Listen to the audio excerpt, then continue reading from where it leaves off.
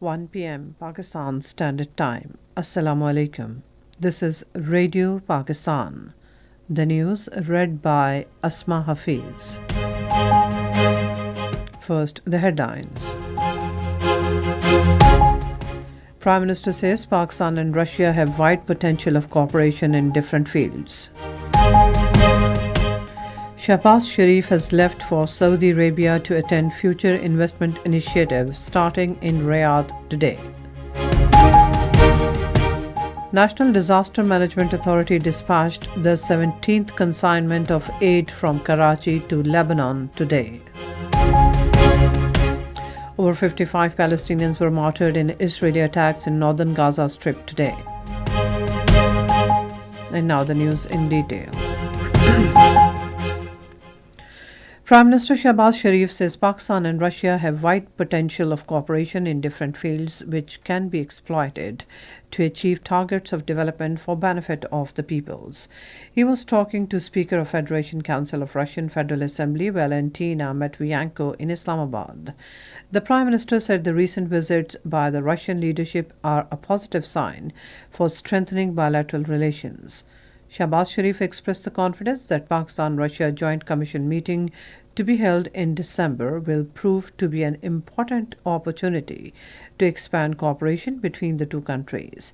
The Prime Minister also conveyed his best wishes to Russian President Vladimir Putin and invited him to visit Pakistan soon.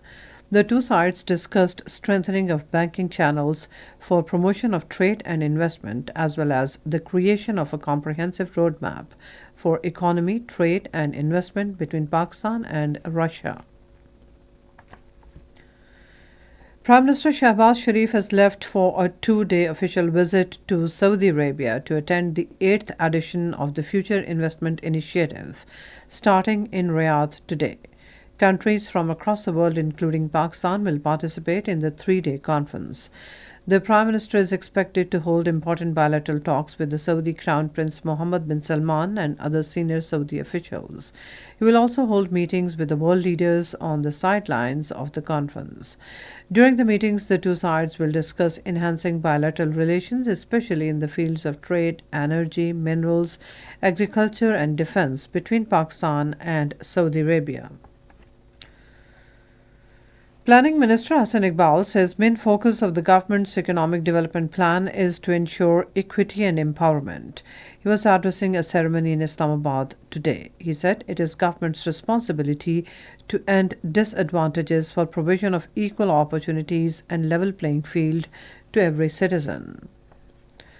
The National Disaster Management Authority dispatched the 17th consignment of aid from Karachi to Lebanon today. This aid shipment, sent by NDMA in collaboration with Al Khidmat Foundation, comprised approximately 17 tons of supplies including tents, food tins, dry milk, rice, clothes, hygiene kits, and medicines. On the directives of Prime Minister Shahbaz Sharif, the NDMA continues to provide humanitarian aid to the affected people of Gaza and Lebanon. At the United Nations, Pakistan has voiced concern over the continued supply of advanced weapons and sensitive technologies to one state in South Asia.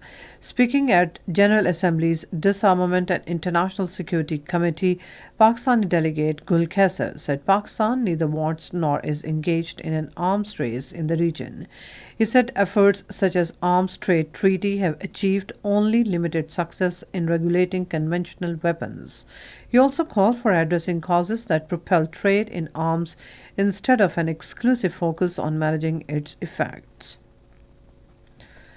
Senior leader of the All Parties Hurriyat Conference, Mirwais Umar Farooq, has announced that Hurriyat is regrouping and rethinking its strategies to work towards a peaceful resolution of the Kashmir dispute.